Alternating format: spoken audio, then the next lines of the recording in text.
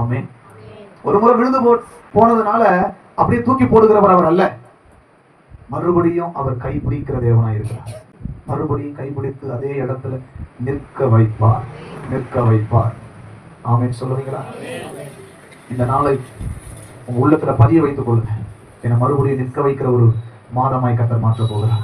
மறுபடியும் என்னை அமிழ்த்தின அதே தண்ணீர்ல, அதே சோதனையில, அதே பிரச்சனையில என்னை மறுபடியும் நிற்க வைக்கிற ஒரு நாள். மறுபடியும் எழுப்பி நிற்க வைப்பார், நிற்க வைப்பார். அதுக்கு ஒரே ஒரு காரியம் நான் செய்யணும், மறுபடியும் விசுவாசிக்கணும். ஆமென் சொல்லுங்க.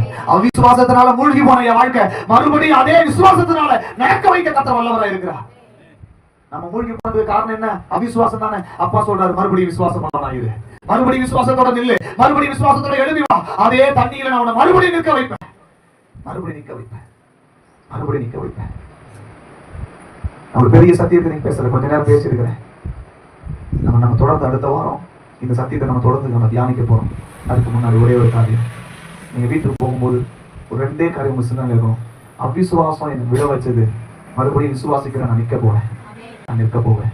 என்னை நிலை நிறுத்துவான், நிலை நிறுத்துவான். நம்ம விழுந்து போனதுக்கு காரணம் என்ன?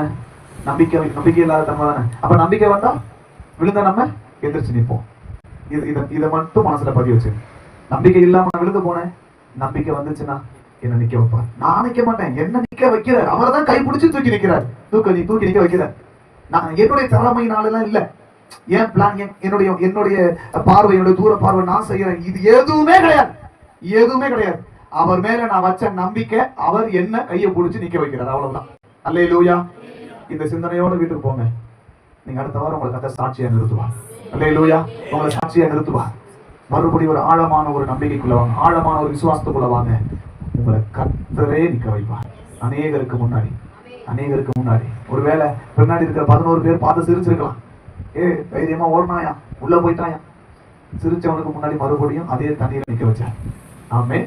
இப்போ தனியா நடந்து போனவன் 2 பேரா திரும்பி வந்துட்டு இருக்கிறாங்க, பேதுருவும் இயேசுவும். ஆமே. இது வரைக்கும் ஒருவேளை நீங்க தனியா ஓடிட்டு இருக்கலாம், தனியா நடந்து போயிட்டு இருக்கலாம். இப்போ ஆரம்பத்துல இருந்த விசுவாசத்தோட இயேசு இருந்தது போல மறுபடியும் அந்த விசுவாசத்துல அந்த இயேசு உங்களோடு கூட வருகிறார். இப்போ தனியா நீங்க கை வீசி நடந்து போகணும் அல்ல, இப்போ ஒருத்தர் உங்க கையை பிடிச்சி நடத்தி கொண்டு வந்துட்டு இருக்கிறார்.